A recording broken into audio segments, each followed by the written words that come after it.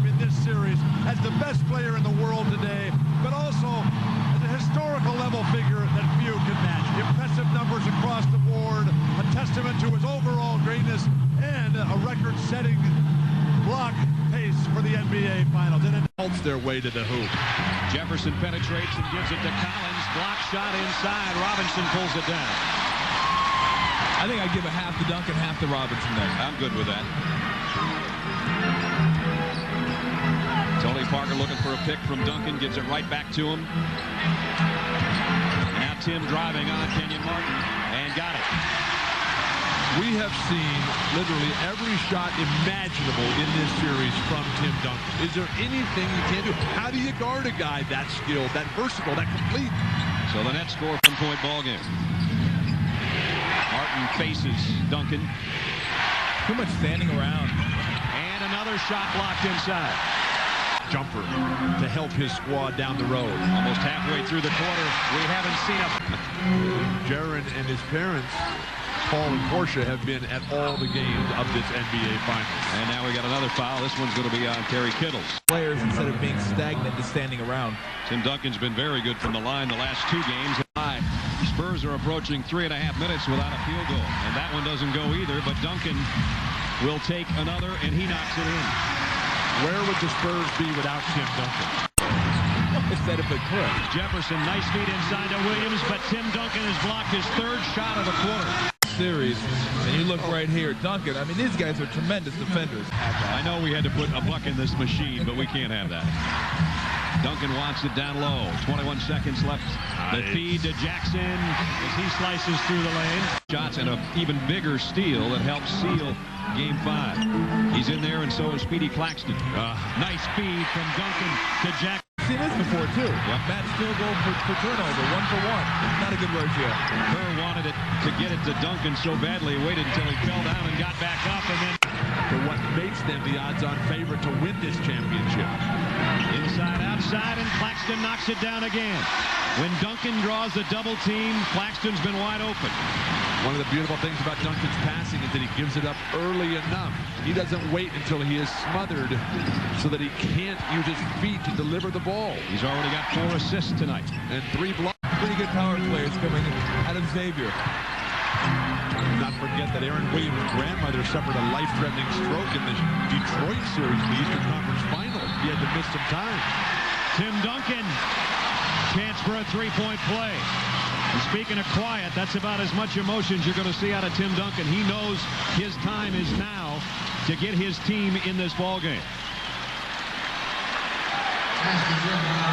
Watch the reaction. That's about as much as you're going to see out of TD.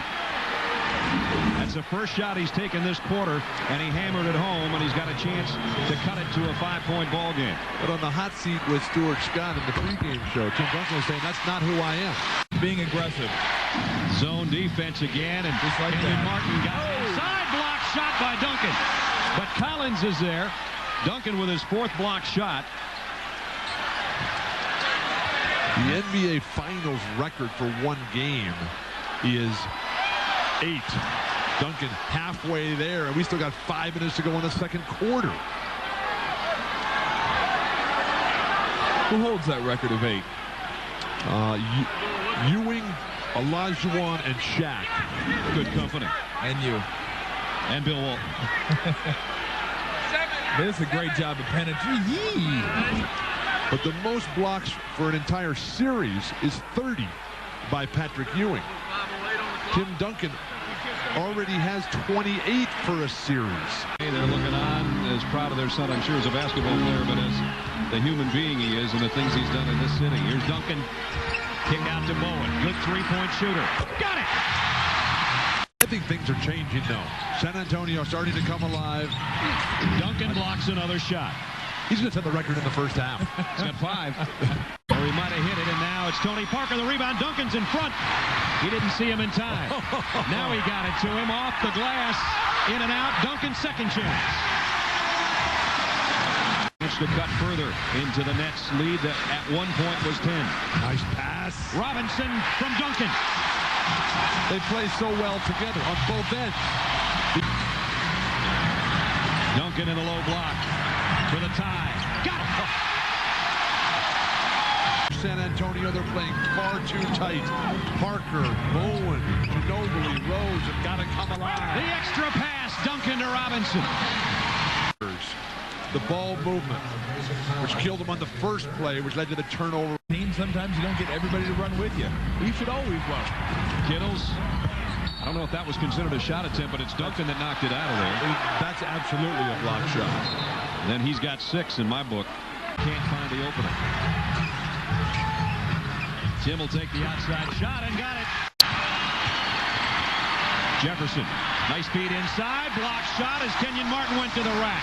Mutombo in there, he'll guard Duncan. Not from out there, he won't. And Duncan got another. We are looking at a flawless performance. Claxton gets it to Duncan, who faces Mutombo. Duncan scores inside. Big guys aren't supposed to cross over like that. What a master. Mr. Everything. Watch the move and the crossover on Mutombo. That gave him his 20th point. Maybe Rogers should be able to punish Jackson. backing him in. Up and under, blocked by Duncan.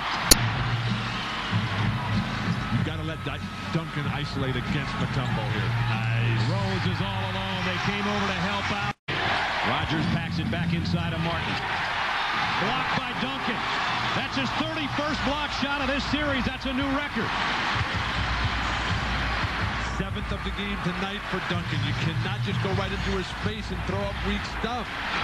Duncan gives it up. Jackson for the first lead. Got it!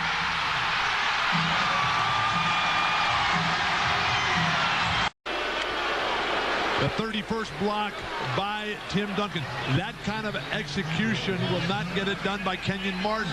That led to a beautiful arcing three-pointer. That's where the responsibility lies. They've come up empty on their last 7 trips, have the Nets offensively. Now it's Duncan backing in. The kick out. Jackson's hit 2 big threes. He's hit 3!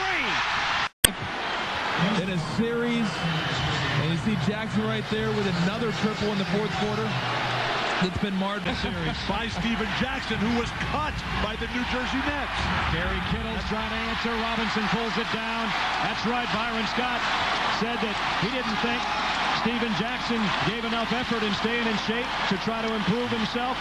He scored over 8 points a game the year he was with the Nets and about 3 rebounds a game. He might come back and haunt them big time. That ball was blocked by Tim Duncan, which would give him 8 for the game. Jackson missed that one. Robinson is pushed on the baseline.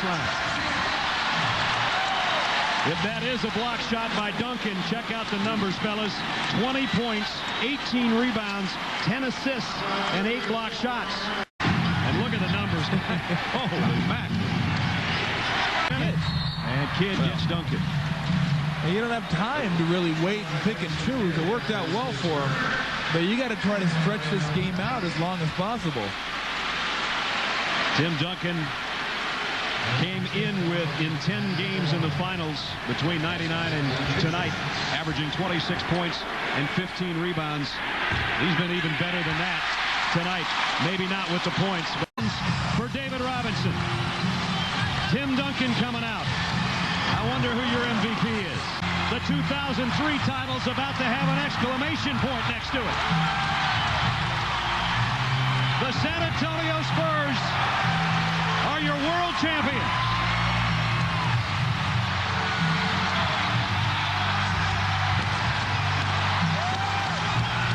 The NBA champion, San Antonio Spurs.